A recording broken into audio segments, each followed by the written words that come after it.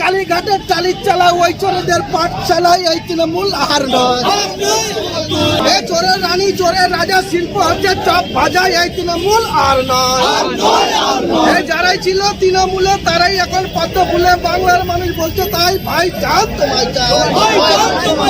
এই ভাইপো চোর পিসি চোর তৃণমূলের সবাই চোর। চোর হটা চোর হটা। এই কালীঘাটের টালির চালা ওই চোরেদের পাঠশালায় এই তৃণমূল আর নয়। এই তৃণমূল নিপাচাক। এই শিক্ষা চুরিতে তৃণমূল। এই চাকরি চুরিতে তৃণমূল। এই আইএসএফ লড়ছে। এই ইনকলাব জিন্দাবাদ। আইএসএফ জিন্দাবাদ। এই চোরের রানী চোরের রাজা শিল্প হচ্ছে চপ বাজায় এই তৃণমূল আর নয়। এই যারাই ছিল তৃণমূলে তারাই এখন পদ্ম ফুলে বাংলার মানুষ বলতে চাই ভাই কাজ সময় চাই।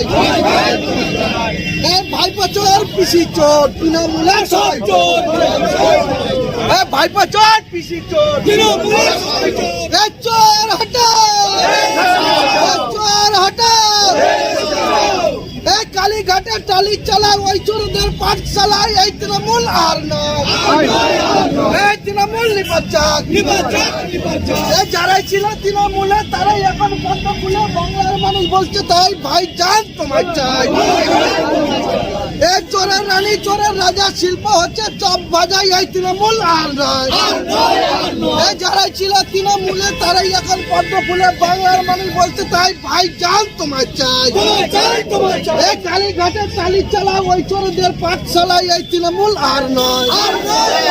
এই তৃণমূল নিপাচাক। এই এসআইআর নামে বাংলার মানুষকে হয়রানি করা হচ্ছে কেন মুখ্যমন্ত্রীর জবাব দাও।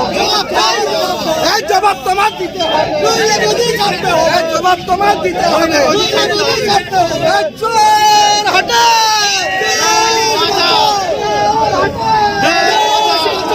চোর হটা।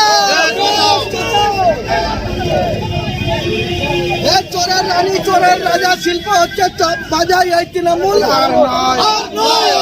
এই কালীঘাটের টালির চালা ওই চোরেদের পাঠশালায় এই তৃণমূল আর নয়।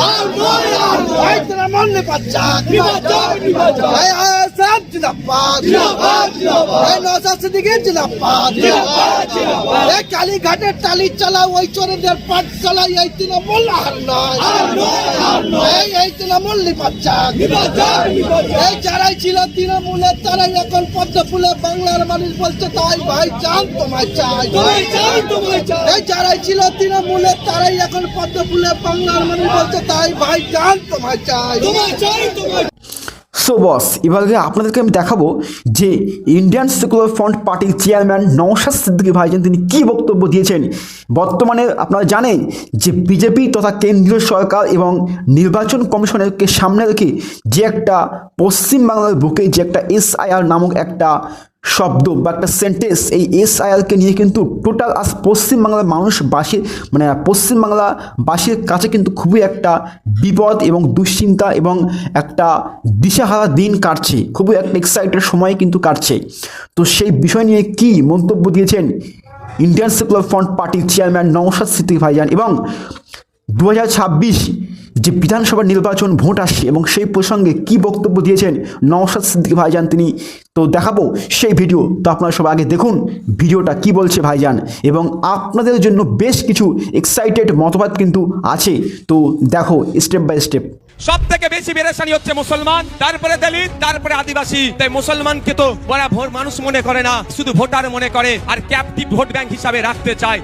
এসআইআর করে ভোটাধিকার কেড়ে নেবো গল্প শোনাচ্ছে শুভেন্দু অধিকারী, আর মমতা ব্যানার্জি ফিক করে এসে বলছে আমি থাকতে এসআইআর হতে দেব না। অলরেডি কাগজ নিয়ে আপনাকে আমাকে ছুটাছুটি করতে হচ্ছে।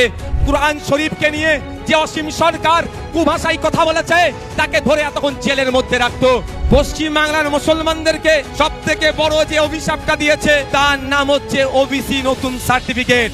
একটা চ্যালেঞ্জ এখান থেকে দিয়ে রাখছি, তৃণমূলের বন্ধুরা আইএসএফ এর সাথে রাজনৈতিক ভাবে পেরে উঠতে পারছে না। আজকের রাজ্য সরকার যে দ্বিচারিতা করছে সংখ্যালঘুদের সাথে, দলিতদের সাথে, আদিবাসীর সাথে, কারণ আমি তো এদের পয়েন্টে পয়েন্টে এদের ভুলগুলো ধরিয়ে দিই, ওই জন্য ওদের জয়েন্টে জয়েন্টে ব্যথাটা করে যায়। बंगाल में जो अभी सरकार चल रहा है सिर्फ नाम का सरकार चल रहा है, आखिर में सर्कस चला रहा है। ऐसे এই চোর ডাকাত গুন্ডা মস্তান গুলোকে সরিয়ে দিয়ে সুষ্ঠু সমাজ ব্যবস্থা নিয়ে আসবে।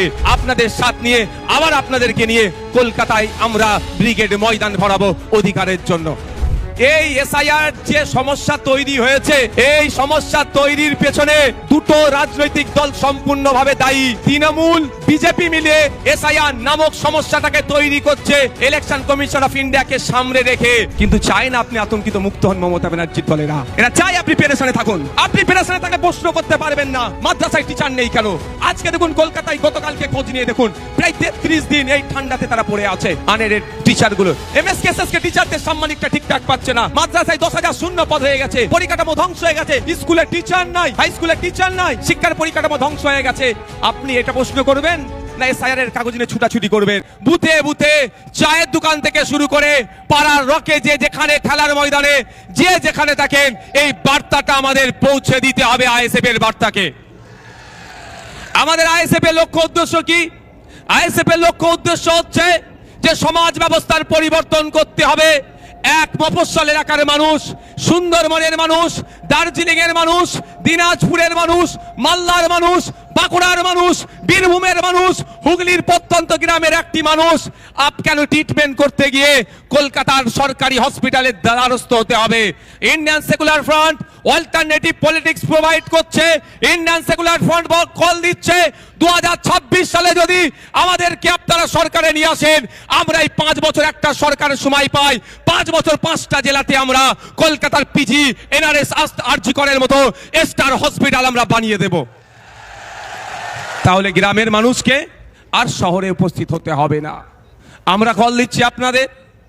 আজকে দেখলে দেখা যাবে শিক্ষা ব্যবস্থা তলানিতে চলে যাচ্ছে। 2012 থেকে 2024 এই সমকালে পশ্চিমবাংলায় প্রায় 25,000 প্রাইমারি স্কুল বন্ধ হয়ে গিয়েছে। তাই আজকে আমরা এই মঞ্চ থেকে ঘোষণা দিচ্ছি, শুধু বন্ধ হয়ে যাওয়া স্কুলগুলো চালু করা নয়, নতুন নতুন শিক্ষা প্রতিষ্ঠান হবে, কলেজ তৈরি হবে, নতুন নতুন শিক্ষা প্রতিষ্ঠান হবে, কলেজ তৈরি হবে, সাথে সাথে ইউনিভার্সিটিও তৈরি হবে। দুর্ভাগ্য আমাদের মুর্শিদাবাদ জেলা সারা ভারতবর্ষের পিছিয়ে থাকা জেলাগুলোর মধ্যে যদি আমরা খোঁজ করি একটা জেলা পাবো মুর্শিদাবাদ জেলা। সেই জেলাতে এখনো পর্যন্ত একটা ফুল ফ্লেজের ইউনিভার্সিটি দেখতে পাচ্ছি না। আমরা শুধু মুর্শিদাবাদ জেলা নয়, 10 লক্ষ 20 লক্ষ মানুষের গড়ে প্রতিটা জায়গায় আমরা সেই ইউনিভার্সিটি তৈরি করব। উচ্চ শিক্ষায় শিক্ষিত যাতে হতে পারে আমাদের সমাজের ছেলেরা, তার ব্যবস্থা আমরা করব যদি 2026 সালে বাংলার মানুষ আমাদেরকে সুযোগ দেয়। আপনাদের জানিয়ে রাখি, আজকের রাজ্য সরকার যে বিচারিতা করছে সংখ্যালঘুদের সাথে, দলিতের সাথে, আদিবাসীর সাথে, সেই বঞ্চনা থেকে আমরা অবসান ঘটাবো। हमारे यहाँ पे प्यारे, हमारा सबका प्यारा बाबा साहेब अम्बेडकर जी का उनका 3rd जनरेशन प्रकाश अम्बेडकर जी एसएच ने। हम आपको बोलना चाहते हैं बंगाल में जो अभी सरकार चल रहा है सिर्फ नाम का सरकार चल रहा है, आखिर में सर्कस चला रहा है। क्योंकि यहाँ पे 100% रोस्टर के अनुसार से 22% दलित को जॉब मिलना चाहिए, लेकिन ऑफिशियल ये लोग 22% दलित को जॉब दे रहा है, लेकिन उसमें से 10% असली दलित नहीं है। फेक सर्टिफिकेट डाल के दलित का जो हक है ये सरकार छीनना चाहते हैं। हम लोग का लड़ाई है 22% असली जो दलित है उनको जॉब मिले, वही लड़ाई हम लोगों का है। यहाँ पे 6% रिजर्वेशन है एसटी कम्युनिटी के लिए। दुख की बात है बंगाल में 1 करोड़ आदिवासी नहीं है, लेकिन 1.5 करोड़ एसटी सर्टिफिकेट प्रोवाइड किया गया है।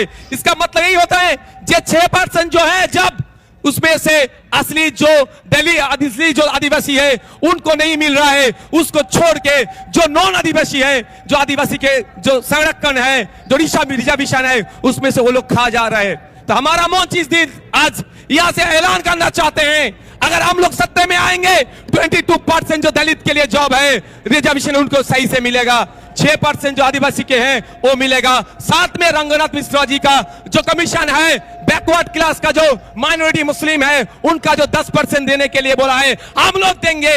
100টা চাকরি হলে 10টা অনগ্রসর মুসলমান চাকরি পাবে, 22টা দলিত চাকরি পাবে, 6 জন আদিবাসী পাবে প্রকৃত। এর ব্যবস্থা আমরা করব যদি 2026 সালে আমাদেরকে নিয়ে আসা হয়, আমরা করব।